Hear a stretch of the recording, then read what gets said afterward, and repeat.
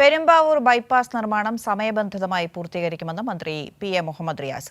Bypass ഒന്നാം ഘട്ടത്തിന് നിർമ്മാണോദ്ഘാടനം നിർവഹിക്കുകയായിരുന്നു മന്ത്രി. തടസ്സമില്ലാത്ത റോഡ് ശൃംഖലയ്ക്ക് രൂപം നൽകുകയാണ് ലക്ഷ്യമെന്നും മന്ത്രി കൂട്ടിച്ചേർത്തു. 301 കോടി രൂപയുടെ പദ്ധതിയാണ് പെരുമ്പാവൂർ ബൈപ്പാസ്. 4 കിലോമീറ്റർ ദൂരത്തിൽ 2 ഘട്ടങ്ങളായാണ് പദ്ധതി രൂപകൽപ്പന ചെയ്തത്. ഒന്നാം ഘട്ടത്തിന്റെ നിർമ്മാണോദ്ഘാടനം മന്ത്രി മുഹമ്മദ് റിയാസ് നിർവഹിച്ചു.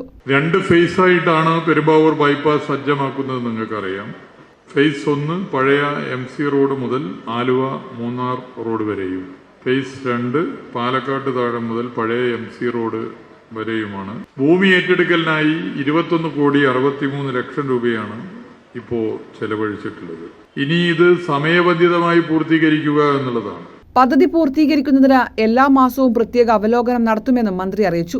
പെരുമ്പാവൂർ പട്ടണത്തിൽ അനുഭവപ്പെടുന്ന അതിരൂക്ഷമായ ഗതാഗതക്കുരുക്കിന് പരിഹാരം കാണുക എന്ന ലക്ഷ്യത്തോടെ 2016 ബൈപ്പാസിന് തുക വകയിരുത്തിയത്. മരുത് കവല മുതൽ MC റോഡ് വരെയുള്ള ഒന്നാം ഘട്ടത്തിൽ 1.5 കിലോമീറ്റർ ദൂരമാണുള്ളത്. 7 മാസത്തിനകം ബൈപ്പാസ് നിർമ്മാണം പൂർത്തിയാക്കാനാകുമെന്നാണ് പ്രതീക്ഷ. കൈരളി ന്യൂസ്, കൊച്ചി.